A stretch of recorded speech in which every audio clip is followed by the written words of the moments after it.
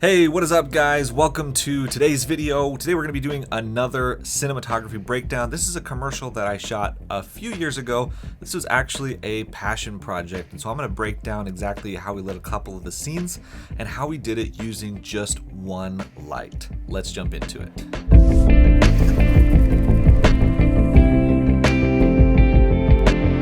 So this was probably the first real passion project that I ever shot. It wasn't for a paying client. It was a friend of mine who needed help. He was running the New York City Marathon to help raise money for his mom who had cancer, and he asked me to put together a video for him to kind of help his campaign. And I definitely wanted to donate to the cause and help out with that as well. But it was also a really cool opportunity to do something really unique that I thought would look really good in my portfolio. And so we worked on this project together, as you can see here. By the way, I'll put a link to this final video somewhere around here in the description so you can go check it out. So go watch the video first, and then you can come back and I'll kind of break it down for you.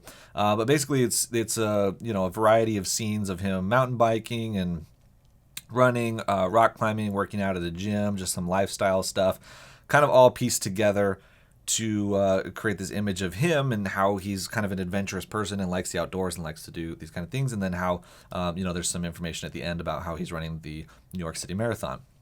And so this is kind of how the commercial goes. And the interesting thing about this when it comes to cinematography and lighting is that I actually lit this entire thing with one single light. I had two of them, but I'm pretty sure I only used one of them on any single scene. And not only that, I only used lights on two scenes from the entire commercial, and the rest was all natural light. So the point of this video really is going to be to show you that you don't need a ton of lights to produce a compelling commercial. And this is, from my perspective, probably one of the more powerful or compelling emotionally commercials that I've ever shot. And so, you don't need a ton of gear. You don't need a huge crew. This was shot just me with a camera, with one light, and my camera, which is a red Scarlett W. Very minimal production, and I just went around with him and picked some locations and shot this whole project together with him, and it was literally just us on set. So a very scaled down production, but we're still able to create a very cinematic looking piece. So let's kind of dive into some of those scenes and how we did it with those lights, and then we'll kind of talk through that. So I'm going to try and find the scenes where we actually did use lights, and we'll talk about those first, and then we'll kind of talk about the rest of it. So if I find the first one, okay, so this would be the first scene that we used lights. The light that I used was a quasar tube, a 4-foot crossfade quasar tube. If you don't know what that is, it's a 4-foot, basically like a fluorescent tube. So it's a tube light. And except it's not fluorescent, it's actually LED. They're only like $200, so they're really affordable, really easy to get your hands on. And that was what I used for this shoot. I was actually inspired by a friend of mine who had worked on a shoot for a pretty high-level brand. And they had done this really big production with this really big brand. I can't remember what it was, but had done this really amazing shoot that I was like, this is incredible. And he told me, he was like, all we used on this were KinoFlow bulbs. Okay, so like fluorescent bulbs that you'd put in a KinoFlow fixture. So they'd take a single bulb and they would put it in a fixture, and that was what they used to light the entire thing. And then outside of that, it was all natural light. And I was like, that's amazing. And I was really inspired by that. And so I thought maybe I can do the same thing because I've got these quasars, which are just 4-foot like a fluorescent tube, except they're LEDs. They have a plug on them, so you plug it into an extension cord and plug it into the wall, so you don't have to put it in a fixture and stuff and make it real difficult. They're a lot easier to work with. And so I was like, you know what? I should be able to shoot this project that I was doing. I didn't have any budget. We're just going, 100% all in as a passion project. I should be able to do it with just those two lights. And that's what we did. So this is the first scene that we shot.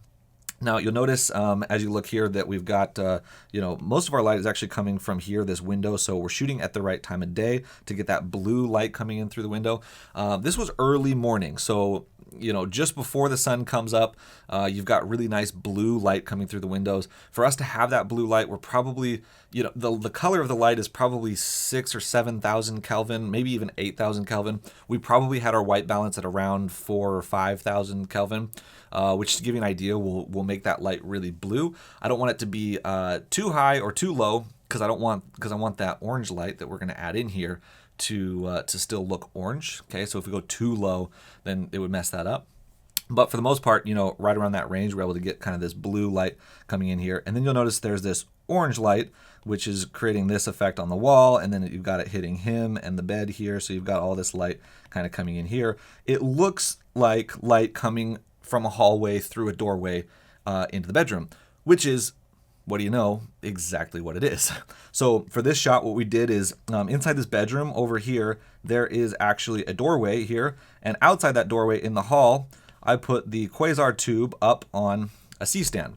Now these Quasar tubes are crossfade, so you can change the color temperature of them. I probably had it turned all the way down to 3200 Kelvin, so we're getting that nice warm orange look. Now, the really big takeaway from this right here is that with just about anything that I shoot, and it's not just passion projects like this with a low budget, on anything, I'm always starting with what light is available. So you start with the natural light and then augment from there. And you got to know the principles and the theories of lighting to be able to do that, because you go into a room and you say, okay, we've already got the window light. We're choosing the right time of day in the right location. We're paying attention to where the sun is in the sky, all of those things to make sure that the light is going to look as good as possible without me doing anything at all.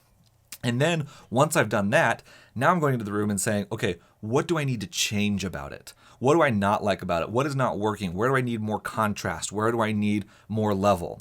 And then that's where I start adding in other lights in order to create the scene. So by learning the principles and theory of cinematography and of lighting, you can go into any scene and you can take that natural light and then augment it to create the world that you're trying to create. So that's what's happening here is basically we're playing off of this window light, which you can see is hitting here on the ground. It's filling in the bed here. There's all this blue light kind of filling in the room. And then we're just using that warm orange light to motivate some hallway light coming into the room to add to the effect. Now, if we go forward on this, there's a close-up there, which is the exact same thing happening. If I find this scene again, there is another shot right here. So this is the other shot inside this room where he's actually walking out into the hallway. I love this shot, but it's the exact same thing happening here. So outside this doorway, we've got our Quasar up on a C-stand.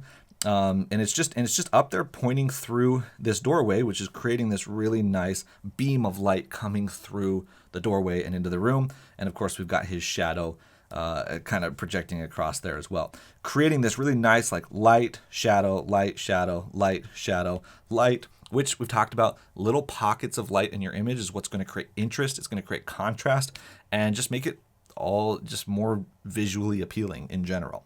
And so we've got kind of, these shadows coming off of his legs are very typical Quasar shadows.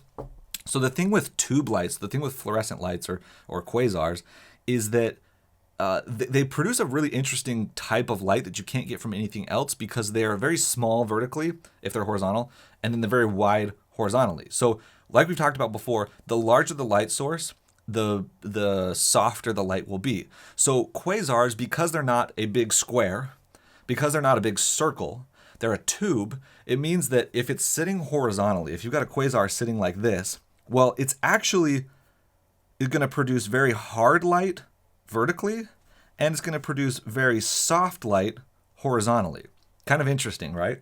So you end up with this mixture of hard and soft shadows. So you're seeing that here where you've got hard lines like this, and like this, and like this, but then in some spots, like right here, it softens up a little bit, or right there, it's really soft, and right here, it's really soft. So it's like this weird mixture of hard and soft light that kind of comes into your scene. It creates a really unique look that you can only get from tube lights like that. So that's kind of what's going on there. So let's find the other scene. So that was the first scene that we shot using those Quasars, and then the only other scene that we used them on was the gym scene. Okay, so this is the first shot from the gym scene where he's jumping rope. Let's find a good still here. Well, that's fine. Anyway, so he's jumping rope right here. What we've done is in this scene, you'll notice that there are pockets of light that are happening in the background like this. So if I go back here, you'll see there's this kind of hallway back here that's framing him in. We shot this at a high school in the gym where I think his wife worked there, and so we were able to get access to it. You know, it was during the summer, so nobody was there. And there were some lights in the high school that we couldn't turn off, so they have like emergency lights in there. So that's what you're seeing back here. We're not actually lighting this. That's just a light that was already on in the background. What we're doing now is we're coming in and we're using that, and then we're augmenting it with the light on him. So what's happening here is we've got somewhere outside of frame over here, we've got a C-stand that's booming over, and then on that C-stand, we've got this quasar just coming right down on top of him. Now, it's a little bit in front of him so that we're getting a nice light on his face. We've got a little bit of shadow happening under his eyebrows. We don't want that too far behind him to make him completely silhouetted in there. We also don't want it too far in front, otherwise we won't get any shadow. So in order to make that light directional, we've put it just barely in front of him so that it's coming down. It's giving us a little bit shadow under his nose, under his chin, on his neck, and then under his eyebrows as well. And that's all that's happening here. Now, if we go forward from there, this is the same thing. So this is another angle of the same shot. But again, you can see the same thing happening where you've got, with those quasars, you've got some really hard lines, but then you also have this really soft effect happening. It's a really unique effect, and it looks kind of cool. Okay, and then from there we went on to this shot of him doing some pull-ups. So this is the exact same thing happening. Funny thing here, actually, you can see the C-stand in the shot. So it's right there. I am notorious for leaving C-stands in the shots. And so, you know, most people are going to look at this and they're not going to be able to tell that it's a C-stand. Like it seems to fit in. It feels industrial with the location. And so it's like not that big of a deal. If you're a filmmaker, you might see that and be like, oh, that's a C-stand over there. But you know, most people aren't going to notice, and so I didn't really care. And like I said, if this were a bigger budget thing, we'd have a better way of rigging it up so that that's not in the shot. But this was a very fast, down and dirty type shoot, so we were just moving. So we've got a C-stand over here. You can see it's the same setup. It's booming across over here, and then we've got the light pointing at the wall there. The reason it's pointing at the wall is because I wanted to create kind of a silhouetted effect of our guy here, so he's kind of silhouetted in front of that light on the wall. And so that's something to think about sometimes when you're lighting scenes. Like, rather than just lighting your talent, how can you light the background and allow them to exist as a silhouette in front of that light? Kind of an interesting way to look at lighting. And what happens because we're doing that is that because we're lighting that wall is acting as a bounce board. And so that bounce board is bouncing light off of the wall onto our talent. And because it's a large wall and a large source, now we're getting this really nice soft light on his arms, on his head, on his fingers. Everything that is on him is really nice and soft and has this really nice roll off into the shadows, which makes it really appealing and really flattering. Okay, so moving on from there, we've got another angle of that right here. So that's the exact same thing, just looking kind of an upward angle at him. And then this is also the same thing. This is after he stopped. So our quasar, if you can imagine, is up there. And then you know, he's just doing some acting down here with that same nice soft light kind of wrapping around him from that light. Okay, moving on from there, we had a couple more scenes in the gym. So this is another one. This is kind of interesting. This is kind of like on a basketball court. He's running laps. And, you know, I was just going for something interesting here. Like I said, again, this is in a high school gym. You can see the PC. This is Park City High School. These lights up here are some of those emergency lights that we couldn't turn off. And it didn't matter anyway because, like, this texture here with these window panes, like, is just super cool. And so that's adding a lot of element to it. But all we did here is we've got our quasar right there on a C-stand, and it's just sitting there and lighting him up. So we've got nice little reflections, little highlights on him, just enough to, like, we want it to be dim, we want it to be dark, but just enough to kind of silhouette him a little bit so that you can see him and you can see him running back and forth. And that's basically it. Okay, so there's a couple angles of that, of him running there. And then if we move on, then the last one is this bike scene. So on this scene, now we've got basically the same thing happening. We've got just over here off frame, we've got a quasar up on a C-stand. That is coming down at probably about that angle, okay? And so now you can see we've got light on top of him, shadow here. Having that directional light is just creating that light and shadow, which is going to create the contrast, create interest, and so you can kind of see that happening on him here. It's also happening on these bikes, so you've got these little highlights and the little metal pieces and on the seats here. So there's all these little reflections and highlights and stuff all over the scene, which is just creating this play between light and shadow, which is really interesting. And then in the background here, you can see this is the exact same thing happening where we've got those emergency lights in the background, which is light that we couldn't do anything with it, but it actually plays to our advantage, because if that were just black in the background, this wouldn't be as interesting. And so it's giving us a little bit of interest in the background, making the shot look better in general. So those were the only two scenes that we used the quasars on. Outside of that, everything else was natural light. So I'm not going to go through this, entire thing, but basically, you can deduce what we were doing here. This really is all about how we're using the right time of day and the right location to get the look that we want. So here obviously is at a blue hour, like after sunset type thing. We waited until blue hour once the city lights turned on so that we could shoot this shot right here. Didn't have to do anything else with that. If you go to like these outdoor scenes, they're obviously shot at blue hour as well. And then, moving on from there, there's some of these like running scenes outside like this that are shot. Like you can tell if you watch it. Let me find a better one. Like right here, you can tell that the sun is right over there on the right side. Okay, the sun is over there. We're shooting this like just before sunset. It's outside. You can see it's giving him just a little bit of rim there on the grass here.